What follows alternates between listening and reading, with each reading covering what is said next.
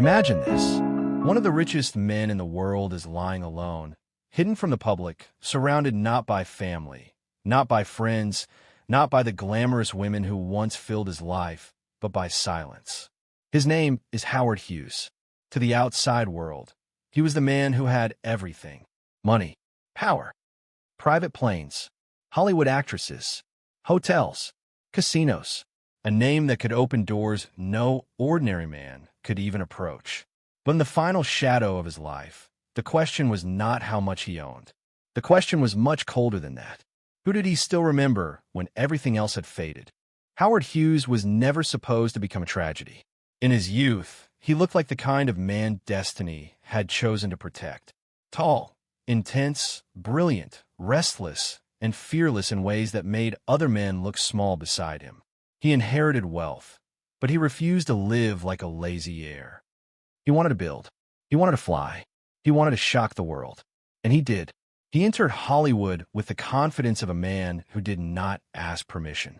He made movies bigger, louder, more daring. Then he moved into aviation and risked his own life chasing records across the sky. People admired him because he seemed untouchable. Women noticed him because he carried danger like perfume. He was not just rich. He was mysterious. He did not behave like other men in the room. When Hughes looked at someone, people said it felt as if he was studying not only their face, but their secrets. That quality made him magnetic. It also made him frightening. And in Hollywood, where beauty was everywhere, Howard Hughes became surrounded by some of the most desired women in America. The names linked to him sounded like a list from a Golden Age dream. Katharine Hepburn, Ava Gardner, Ginger Rogers, Bette Davis. Women with talent, fame, attitude, and power of their own. To many outsiders, Hughes looked like a man collecting romance the way other men collected cars. But that was only the surface. Behind the photographs, behind the parties, behind the whispers in studio corridors, there was something darker happening inside him. Howard Hughes did not simply fall in love. He became consumed.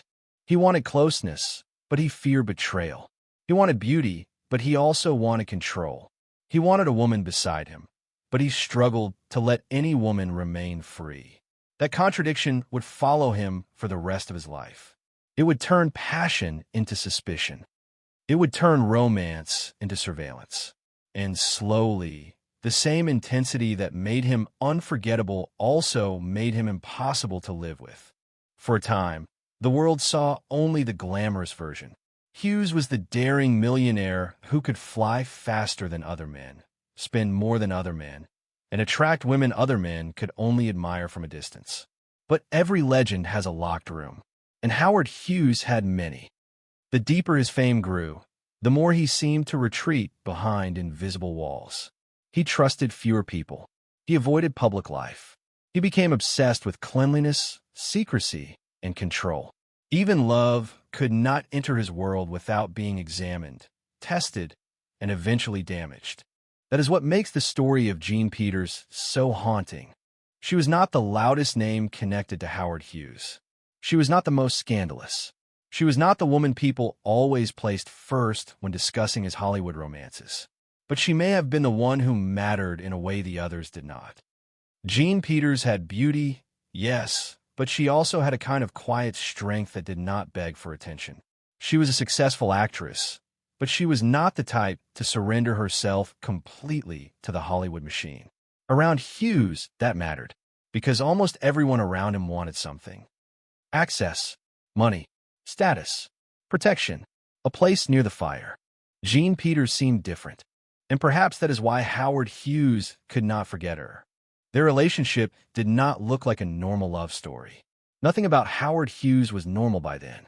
He was already drifting away from the world most people lived in. His wealth gave him the power to hide. His fear gave him the reason. And Jean stepped into his life at a time when the man behind the legend was becoming harder and harder to reach. To the public, Hughes was still a giant, but privately, he was becoming a prisoner of his own mind. That is where the real tragedy begins. Because this story is not just about a billionaire and a beautiful woman. It is about a man who could conquer the sky, but could not survive intimacy. A man who could build empires but could not build peace inside his own home. A man who had been loved, admired, chased, and feared, yet somehow ended up alone.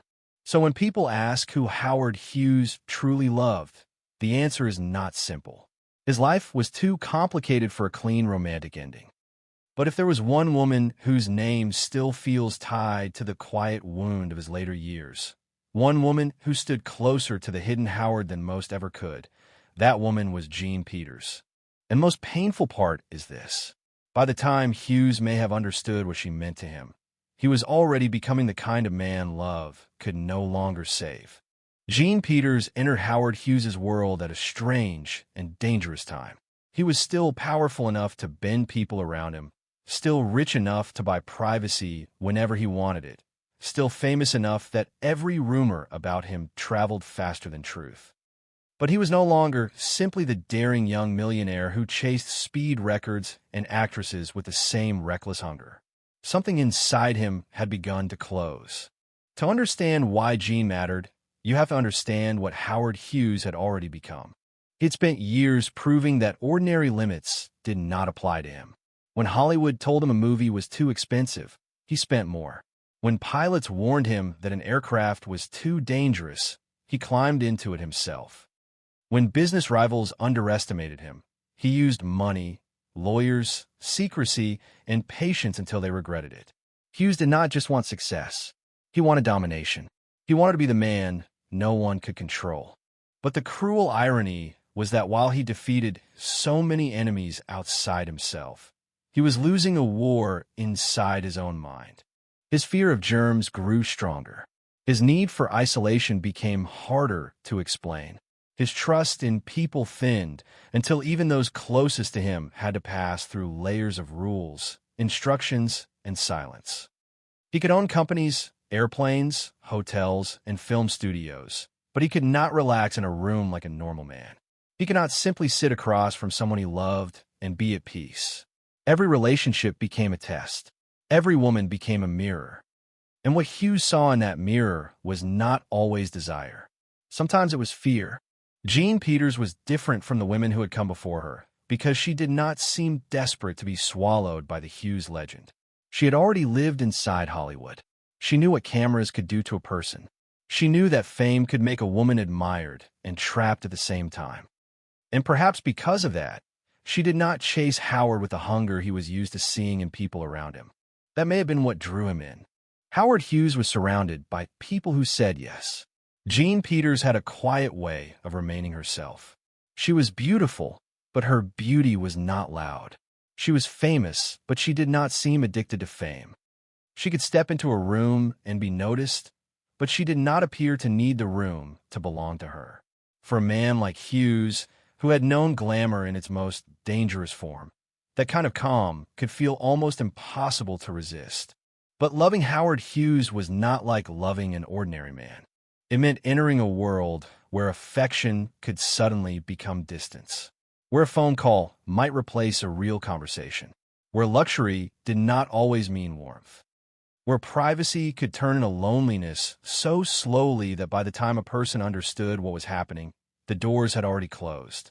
Their marriage in 1957 shocked many people, not because Hughes had never been linked to famous women, but because Jean Peters seemed like someone who might have chosen a quieter, more human life.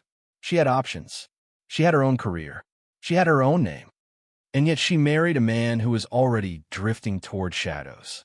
To outsiders, being Mrs. Howard Hughes sounded like winning a golden ticket. But what did that golden ticket really buy? Mansions without normal evenings. Wealth without emotional safety. A husband whose physical presence became less and less reliable. A love story where one person kept reaching for connection while the other kept retreating behind fear. This is where the tragedy deepens. Because Jean Peters was not simply another glamorous chapter in Howard Hughes's romantic history. She became connected to the period when his disappearance from ordinary life became impossible to ignore.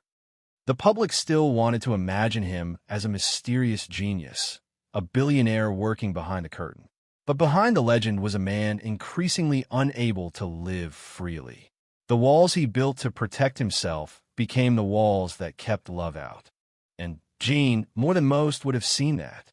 She would have seen the difference between the myth and the man. The myth was untouchable. The man was fragile. The myth commanded empires. The man feared contamination, betrayal, exposure, and loss. The myth could have any woman. The man could not keep the one woman who may have understood the cost of being near him. That is why their story carries a sadness different from his Hollywood affairs. With other women, the drama often looked fiery, public, and glamorous. With Jean, the sadness felt quieter, more private, more permanent. It was not the kind of heartbreak that explodes in front of cameras. It was the kind that happens behind locked doors, inside long silences, in the distance between two people who are legally bound but emotionally separated. And for Howard Hughes, that distance may have been the most familiar place of all. But distance did not always mean absence. That was one of the strangest things about Howard Hughes. Even when he pulled away, even when he hid himself behind closed doors and layers of assistance, he still tried to hold on. Not in the way ordinary husbands held on. Not with dinners, holidays, warm conversations, or a shared life in the simple sense. Hughes held on through arrangements, through money, through protection, through control, through the belief that if he could not give someone his full presence, he could at least build a world around them. For Jean Peters, that world became both privilege and prison. She was married to one of the most powerful men in America, yet much of the marriage seemed to exist in shadows. The public rarely saw them together. There were no ordinary scenes of marital happiness for the newspapers to capture. No simple domestic image that could make people say, yes, there's Howard Hughes, finally settled, finally healed by love. Instead, the marriage only added to the mystery. People wondered where he was. They wondered what she knew. They wondered how a woman like Jean could remain connected to a man who seemed to be disappearing from the world one locked room at a time. And maybe that was the burden Jean carried. She was close enough to know the truth, but far enough from normal happiness to suffer because of it. Howard Hughes did not become a recluse overnight. That is what makes his decline so disturbing. It was gradual, a little more privacy, a little more suspicion, a little more fear, a little more separation from ordinary life. At first, people could explain it away. He was busy. He was eccentric. He was a genius. He was protecting his empire. Men like Howard Hughes were allowed to be strange because their success made strangeness look like brilliance. But there comes a point when eccentricity stops looking brilliant and starts looking like a cage. Jean Peters would have seen the cage forming around him. She would have understood, perhaps before many others, that this was not just a man avoiding publicity. This was a man being swallowed by something deeper. The same brain that could calculate risk in the air, negotiate deals, and imagine impossible machines was now turning against him. Fear became more convincing than love. Isolation became easier than trust. Control became more comfortable than vulnerability. And yet, in the middle of all that, Jean stayed for years. That is the detail that gives the story its emotional weight. She did not vanish after a brief scandal. She did not become just another name in the long parade of women attached to the Hughes legend. She remained tied to him through some of the most difficult, confusing, and lonely years of his life. That kind of loyalty is not glamorous. It does not sparkle like a Hollywood premiere. It is quieter, heavier, more painful. Because what do you do when the person you love is still alive, still powerful, still somewhere in the same world, but emotionally unreachable? That may have been the true heartbreak of Jean Peters and Howard Hughes. Their marriage was not destroyed by a single dramatic betrayal that could be neatly explained.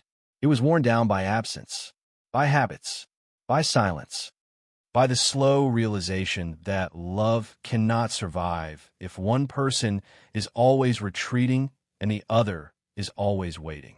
For Hughes, Jean may have represented something he secretly wanted but could not fully accept. Stability, privacy without madness, affection without performance. A woman who did not need to use him to become famous. A woman who had seen enough of Hollywood to know that glamour was often just another kind of loneliness. In another life, with another version of Howard Hughes, perhaps Jean Peters could have been the person who brought him back toward ordinary happiness. But Howard Hughes was not living another life. He was living inside a legend that had become too large for a human being to survive. The world kept talking about his money, his companies, his strange decisions, his hidden movements, his increasingly bizarre habits. But behind all of that was a simpler and sadder question. Could anyone truly reach him anymore? Jean tried in whatever way she could.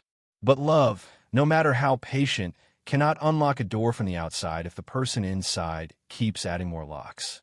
By the late 1960s, the marriage had become more symbol than partnership.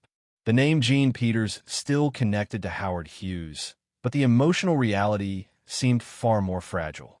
He was moving deeper into secrecy. She was living with the consequences of being tied to a man who belonged less and less to the world of ordinary people. And as time passed, the question was no longer whether Howard loved Jean. The question was whether Howard Hughes was still capable of letting love reach him at all. That is why their eventual separation felt less like a shocking ending and more like the final confirmation of a tragedy that had been unfolding for years. Jean did not lose Howard all at once. She lost him slowly, piece by piece, to fear, to isolation, to the strange empire of silence he built around himself. And Howard, in the end, may have lost the one woman who had come closest to seeing the man beneath the myth. By 1971, Jean Peters finally stepped away from the marriage that had tied her to Howard Hughes for 14 years. On paper, it was a divorce, but emotionally, it felt like something more complicated. It was not just the end of a relationship. It was the collapse of one of the last bridges between Hughes and ordinary human life. Think about that for a moment. Howard Hughes had spent his life gaining power. He had money most people could not imagine. He had influence that reached into film studios, airlines, politicians, hotels, and casinos. He could send assistants across the country with a single instruction. He could buy buildings, silence problems, and move through the world without ever having to stand in line like other men. But none of that power could make Jean Peters stay forever. That may have been the wound he could not control. Jean did not leave as a villain. That is what makes the story more painful. She was not simply chasing scandal. She was not trying to destroy him publicly. In many ways, she remained private, dignified, and careful. She had lived close enough to the Hughes mystery to know that the world would always be hungry for details. But she did not turn his decline into a public performance. She could have spoken more. She could have exposed more. She could have used his name to keep herself in headlines. Instead, she largely chose silence. And that silence says something. It suggests that whatever happened between them was not just a celebrity drama. It was personal. It belonged to a room the public was never fully allowed to enter. Jean had seen the man behind the fortune, behind the rumors, behind the closed doors. She had seen the brilliance, yes, but also the fear. She had seen the tenderness that may have existed in flashes and the emotional distance that swallowed everything afterward. To walk away from that kind of marriage is not simply to stop loving someone. Sometimes it is to admit that love has become impossible to live inside. For Hughes, the divorce came at a moment when his retreat from public life had already become legendary. He had become a ghost with a bank account, a man everyone talked about, but almost no one actually saw. His businesses continued. His name remained powerful. His instructions still moved through layers of loyal aides. But the human being at the center of it all was becoming harder to find. And once Jean was gone, one question became even darker. Who was left who knew him not as an empire, not as a myth, not as a signature on a document, but as a man? That is why the idea of Jean Peters as the woman Howard Hughes truly loved has lasted. Not because their marriage looked romantic from the outside. It did not. Not because their story gave the public a beautiful ending. It did not. But because she seemed connected to the last version of Hughes that still had a chance to be reached. She was there before the final descent became complete. She stood near the edge of the darkness before he disappeared almost entirely into it. Other women had known the young Hughes, the daring Hughes, the seductive Hughes, the Hollywood Hughes. Jean knew something more unsettling. She knew the vanishing Hughes, and that may have made her unforgettable to him. After Jean, Hughes's world became even smaller, even stranger, even colder. He moved from place to place, often hidden in hotel suites, surrounded by aides who managed access to him like guards around a sealed vault. The public imagination turned him into a kind of living legend. People whispered about his fingernails, his hair, his habits, his health, his mind. But behind the grotesque fascination was a heartbreaking truth. Howard Hughes was no longer living like a man who had conquered the world. He was living like a man being hunted by his own fears. This is the part of the story that changes everything. Because in his youth, Hughes seemed fearless. He flew dangerous aircraft. He survived crashes. He gambled with money, reputation, and life itself. He stood beside some of the most glamorous women in the world. He made powerful men nervous. He made beautiful women curious. He seemed like the kind of person who would never be trapped by anything. But in the end, he was trapped by invisible things. Fear, obsession, isolation, suspicion, the need to control what could never truly be controlled. And love was one of those things. Love asks a person to surrender. Howard Hughes could risk death in the sky, but surrendering emotionally may have been the one risk he could not take. To love Jean fully would have required presence, trust, vulnerability, the willingness to be seen without the armor of money and command. And by the time he understood the value of that, if he ever truly did, the door had already closed. Jean Peters moved on with her life, quietly, privately, with the kind of dignity that made her even more fascinating in the Hughes story. She had been married to one of the most famous and mysterious men of the 20th century, yet she refused to become merely a footnote in his madness. She survived the relationship without letting it consume her entire identity. Howard Hughes, however, did not seem to survive himself. As the years passed, his fortune grew almost meaningless compared to his loneliness. What good is a private empire when no one can touch you? What good are millions when the sound of another human being entering the room feels like a threat? What good is having loved many women if, at the end, the one who mattered most is no longer there? That is the tragedy hiding beneath the legend. Howard Hughes did not lose Jean Peters because he was poor, powerless, or forgotten. He lost her while he still had everything the world tells men to chase.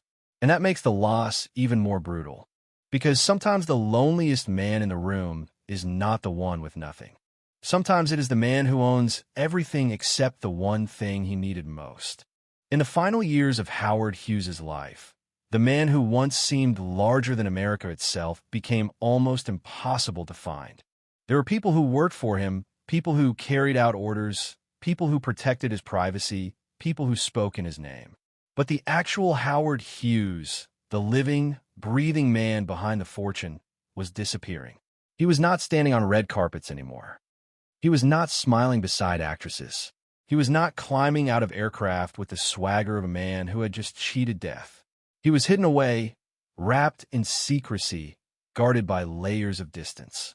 And the world became obsessed with that disappearance. How could a man who once wanted to be seen by everyone now refuse to be seen by almost anyone? How could a man who flew across the sky, chasing records, now spend so much of his life trapped in side rooms? How could someone who had held Hollywood in his hands end up almost unreachable, even to the people who once loved him? Those questions made Howard Hughes more legendary, but they also made him more tragic. Because behind the mystery was not simply eccentric behavior. It was the slow fading of a human connection. One by one, the people who had known him in more ordinary ways were pushed out, left behind, or forced to accept that there were parts of Hughes no one could reach anymore. His empire continued to move, but his life stopped looking like a life. It looked more like a fortress. And somewhere in that fortress, the memory of Jean Peters remained. That is what gives this story its emotional power. Jean was no longer his wife after their divorce, but she was not erased from the story. Some women pass through a powerful man's life like headlines. They sparkle for a moment, create rumors, then fade into the next chapter. Jean was different. She had been part of the long, quiet chapter. The chapter that did not look glamorous from the outside, but may have carried the deepest emotional cost. She had known him not just as a young tycoon, not just as a Hollywood playboy, not just as a man with dangerous charm, but as someone gradually slipping away from the world. That kind of knowledge creates a bond even divorce cannot fully destroy. Because once you have seen someone in their most hidden condition, the memory does not vanish easily. It becomes part of the truth no biography can fully capture. For Hughes, Jean may have represented the last doorway back to something human. Not because she could save him. No one could save a person who would not let the world close enough. But because she reminded him of the life he might have had if his fears had not grown stronger than his heart. A normal dinner, a shared home, a wife who was present not as an accessory, but as a companion. A private life that was actually warm, not just hidden. That was the life Howard Hughes could buy the setting for, but not the soul of. He could buy houses, hotel floors, security, transportation, influence, silence. But he could not buy the simple ease of sitting beside someone without suspicion. He could not purchase trust. He could not command peace to enter his mind. And he could not force love to survive in a place where ordinary closeness had become almost impossible. That is why the phrase "the only woman he truly loved" feels so haunting when connected to Jean Peters. It is not haunting because their marriage looked perfect. It is haunting because it did not. It is haunting because the love, if it was truly there, had to struggle against the very nature of the man who felt it. Howard Hughes may have loved Jean in the only way he knew how, but that way was not enough. He could provide, he could protect, he could surround, he could keep his distance and still believe he was holding on. But love requires more than possession. It requires presence. And presence was the one gift Hughes became less and less able to give. As his final years closed in, the public kept chasing the strange details of his decline. They wanted the shocking images, the bizarre stories, the proof that the mighty Howard Hughes had become something almost unrecognizable. But the more painful truth was simpler. A man who had once been desired by some of the most beautiful women in the world ended his life separated from the emotional warmth that might have made all his power meaningful. And maybe that is why Jean's name still lingers. Because she was not just another woman Howard Hughes wanted. She may have been the woman who revealed what he had lost. Not only a marriage, not only companionship, but the last fragile chance to be loved as a man, not as a myth. But the most heartbreaking part of Howard Hughes' story is that he may never have fully understood what he had while he had it. That was the curse of his life. He could recognize value in machines, companies, contracts, aircraft designs, studio deals, and land. He could study a technical problem until every detail bent to his will. He could look at a business opportunity and see angles other men miss completely. But when it came to love, he seemed to understand too late. Or worse, he understood just enough to want it, but not enough to protect it. Jean Peters was not a trophy in the simple sense. If Hughes had wanted only trophies, Hollywood had already given him plenty. He had been linked to women whose beauty and fame could stop conversations. But Jean represented something more dangerous to a man like him. She represented reality. She represented the possibility of being known without the lights, without the headlines, without the fantasy. And reality was exactly what Hughes struggled to survive. The public loved the fantasy of Howard Hughes. They loved the idea of the mysterious billionaire who vanished into private rooms, the genius who could control empires from behind curtains, the eccentric recluse whose every move created rumors. But Jean had lived close to the cost of that fantasy. She knew that mystery could be another word for loneliness. She knew that power could become another form of fear. She knew that behind the sealed doors was not a romantic secret, but a man slowly losing the ability to live like everyone else. That is why their story feels less like a love affair and more like a warning. Howard Hughes had everything people mistake for happiness. He had wealth, fame, women, achievement, and freedom from ordinary rules. But none of those things made him emotionally free. In fact, the more power he gained, the more trapped he seemed to become. Every dollar gave him more ways to hide. Every assistant gave him more distance from direct human contact. Every private suite gave him another wall between himself and the world. And Jean Peters, for a time, stood on the other side of those walls. Imagine what that must have felt like. To be married to a man everyone wanted to understand, yet to realize that even you could not fully reach him. To know that the world envied your position while you quietly carried the loneliness of it. To be tied to a man whose name could shake industries, but whose emotional life was becoming smaller, colder, and harder to touch. That is not the kind of tragedy people notice immediately. There is no single dramatic scene that explains everything. No one moment where the entire marriage breaks in public. Instead, it is a slow erosion, a misconversation, a visit that never happens, a promise replaced by instructions, a relationship conducted through distance until distance becomes the relationship. And still, Jean's presence mattered. Because if Hughes loved her, he loved her from inside the only world he could still manage. It may not have looked like love to ordinary people. It may have looked strange, incomplete, even cruel in its emotional absence. But for Howard Hughes, whose mind had become a maze of fear and control, Jean may have been one of the few people who remained connected to whatever tenderness was left inside him. That is what makes the question so painful. Was Jean Peters the only woman Howard Hughes truly loved? Or was she simply the woman he failed most deeply? Maybe the answer is both. Sometimes the person a man truly loves is not the person he treats best. Sometimes it is the person whose loss reveals the truth about him. Jean's departure did not just end a marriage. It exposed the emptiness behind the Hughes empire. Because after she was gone, what remained? More money, more secrecy, more rooms, more aides, more rumors, more control, but less life. Howard Hughes continued to exist as a name, a force, a legend. Yet the human part of him seemed to retreat further and further into darkness. The man who had once chased the sky now seemed afraid of the air around him. The man who had once surrounded himself with beauty now surrounded himself with barriers. The man who had once seemed to possess limitless desire became a figure defined by refusal. Refusal to appear. Refusal to trust. Refusal to be touched by the world. And in that refusal, he lost what no fortune could replace. Jean Peters did something many people around Hughes could not do. She stepped away.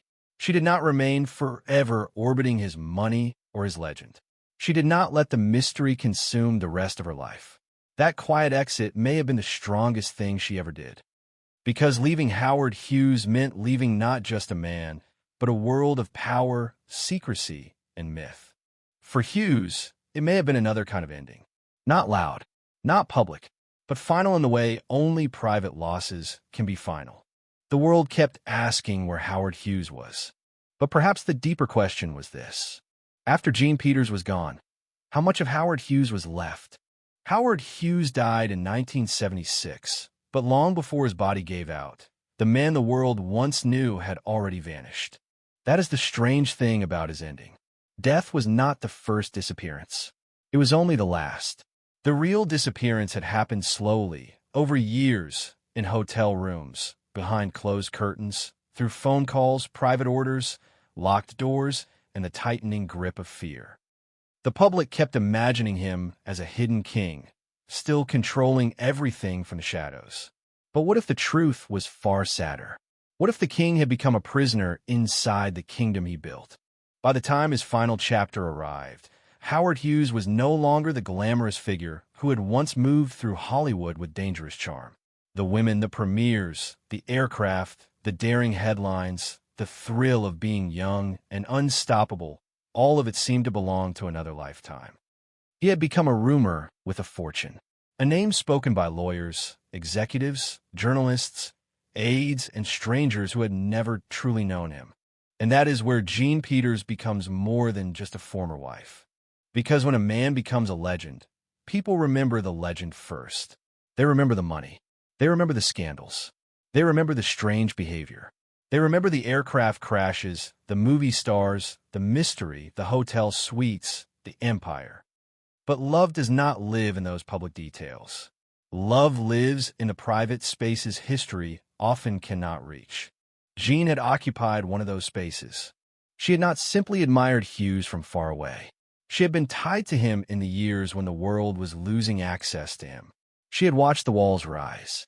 She had experienced the distance, the silence, the complications that no newspaper headline could fully explain. And if Howard Hughes carried any regret into his final years, it is hard to imagine that Jean's name did not live somewhere inside it. Not because their marriage was perfect, because it was not.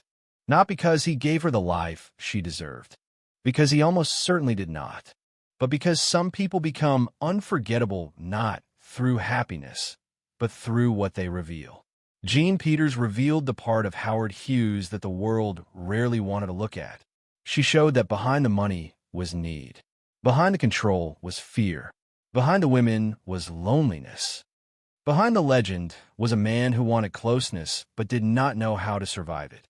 That contradiction was the tragedy of his life. Howard Hughes could chase danger in the sky, but emotional closeness frightened him in a different way. An airplane could be tested, engineered, calculated, repaired. A business enemy could be studied, pressured, defeated. A contract could be rewritten. A studio could be bought. But a human heart could not be controlled like a machine. A woman could not be loved by instruction. A marriage could not be held together by wealth alone. Jean Peters proved that. She did not remain simply because Hughes was rich. She did not allow his name to define every breath of her future. She left, and by leaving, she became one of the few people in his life who showed that even Howard Hughes had limits. His money could buy privacy, but not devotion without pain. His power could command service, but not true companionship. His legend could fascinate the world, but it could not keep a woman warm in a cold marriage. That may be why the story still hurts. Because in the end, Howard Hughes was not defeated by poverty, obscurity, or lack of opportunity. He was defeated by something quieter and more human. He could not escape himself. Every room he entered became smaller because he brought his fear with him. Every relationship became harder because he brought suspicion with him. Every chance at happiness became fragile because he brought control where trust was needed. And Jean, perhaps more than anyone, stood at the point where love met that impossible wall. When people say that before he died, Howard Hughes finally revealed the only woman he truly loved, they are reaching for a truth deeper than a simple confession. They are reaching for the idea that, at the end of a life filled with noise, one name may have remained louder than all the others. Not the most famous name, not the most glamorous, not the most scandalous, but the name connected to the woman who had seen him closest to the edge. Jean Peters, the woman who married him when the myth was already turning dark. The woman who stayed long enough to witness the loneliness behind the empire. The woman who eventually walked away with silence instead of spectacle. That silence may be the most powerful part of the story, because sometimes the truth of a relationship is not in what people say afterward. Sometimes it is in what they refuse to sell, refuse to expose, refuse to turn into entertainment. Jean's quiet dignity made her different from the rumor machine around Hughes. And perhaps that is exactly why she remained special. Howard Hughes spent his life trying to control the story. But Jean Peters may have been the chapter he could not control, could not replace, and could never fully close.